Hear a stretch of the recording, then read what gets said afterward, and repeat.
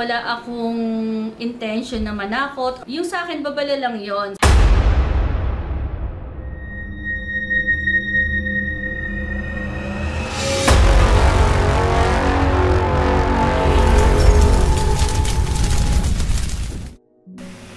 Hello po mga ka-PTV, sa video na ito ay tatalakayin natin ang pagdubog ng 3 kontinente na ikakawindang ng buong mundo. Pero kung ikaw ay hindi pa nakasubscribe sa aking channel, baka naman.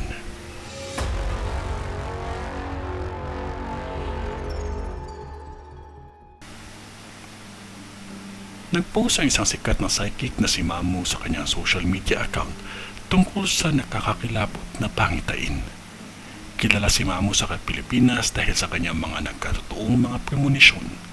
Si Mamu ay isang prophetic witch na ang ibig sabihin na ginagamit niya ito para makita ang mga mangyayari bago pa ito maganap para makipagbigay ng babala sa mga tao.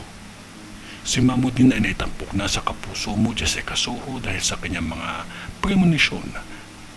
Kaya pakinggan po natin ang vision ni Mamu. Karagatang Pasipiko. Isang araw, mararanasan ng lahat ang hagupit ng pag-ahon mo. Ikaw ang magpapalubog sa 3 kontinente ng mundo. Sana pag mangyari ito, may kagamitan na madedetect kung kailan ka aahon.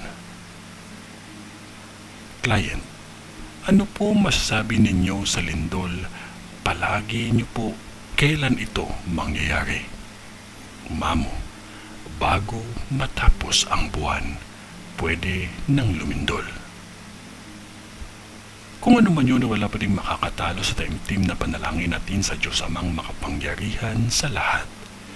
Sa ngalan ng Diyos Ama, ng Diyos Anak, at ng Diyos Espiritu Santo. Amen.